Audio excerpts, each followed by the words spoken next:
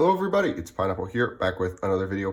So today I wanted to talk about a card that has started to see play just because of how the meta has kind of devolved and the way that things have changed as a sort of spiritual successor slash superior version, alternate, whatever you want to call it, to Dimensional Barrier, and that is this card right here, Simul Archfiends. Now, if you're unfamiliar with Simul Archfiends, it reads as follows.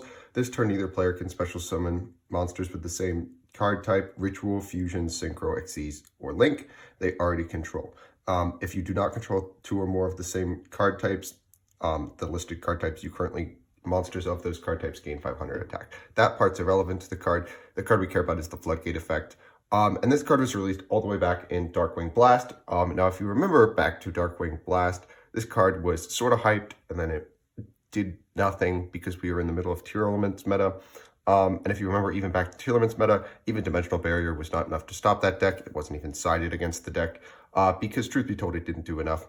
And now we have moved away from that meta. We went into Kashtira meta, and this card saw zero play in that meta as well. But you would think that a deck that wants to Xyz summon would get the job done, but a deck that only Xyz summons has one thing and one thing only that beats it even better, and that is Dimensional Barrier. But we've sort of moved forward from the Kashtira meta away from that, and we have moved into, I suppose, post-Dune meta, which is an extremely diverse format, one, and two, includes what is arguably the best deck in Unchained. Now, Unchained is a very, very good deck, and most specifically, it uses Link Summoning, a card that Dimensional Barrier does not deal with. This is important, but it also works in ways that Dimensional Barrier, it helps you beat decks in a way that Dimensional Barrier does as well, because any deck that wants to make a bunch of monsters with the same typing can't do that. Unchained specifically is hit the hardest by this because they want to go through Yama to search Aruha and most likely set a copy of Escape off of a Shavara they sent from Rhino Warrior, summoned off of Tour Guide.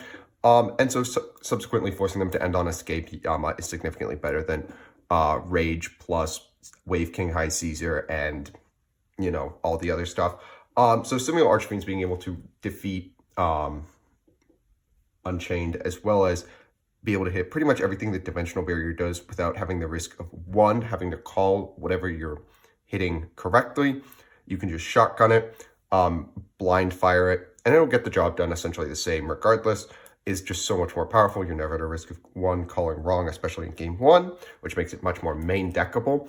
And two, the fact that it is just a weirder card that has seen less play means that weird players like Pearly and Branded who want to cross out Dimensional Barrier are not going to be able to cross out Simul Archfiends. It kind of works the same way if back in Spiral format, if you remember set rotation wars, where people would have to side into Gaia because people would set rotation, give you a Gaia field spell, and then you wouldn't have a target, so you couldn't play your resort. Very funny, but, you know, a horrible time to exist. But Simul Archfiends kind of works that same way with crossout, where if they have crossout for D-Barrier and you go Archfiends, you know, they can't do anything about it. But this card, I think is not, I don't think it's superior to D-Barrier. I think it's different than D-Barrier. I think while they get the same job done, they do it in slightly different ways, and that matters very, very much. The fact that you can actually use the monsters on field with Archfiends but not D-Barrier is an important distinction. The fact that Simul Archfiends 1 doesn't hit Pendulum is a distinction because there's always going to be that one weirdo who plays Pendulum. And there's always going to be times where, you know, you're going to sometimes see something like Sword Soul, a deck that can just end on Chi Xiao Pass, and that might be enough. Heck of a card in Chi Xiao. But Archfiends is just, it doesn't prevent summons, except it doesn't stop your opponent from completely starting their game plan. It just forces them to slow down, which I think makes it slightly weaker, but ultimately hits a broader spectrum, if that makes sense. And for that reason, I think it's going to see competitive success in Labyrinth specifically, just because, again, you can search them. It's main deckable in Lab. And I'm really excited to see this card start to see success, just because of, I love, you know, whenever weird normal traps see success in Lab, because that's the joy of the deck. But I hope you guys enjoyed this little mini discussion on why you're going to see some lab pilots, myself included at least, start to play this card over Dimensional Barrier for this format specifically, and moving forward potentially even more depending on how the meta shapes up. But if you did enjoy this discussion, make sure you guys like and subscribe, and I'll catch you guys in the next one.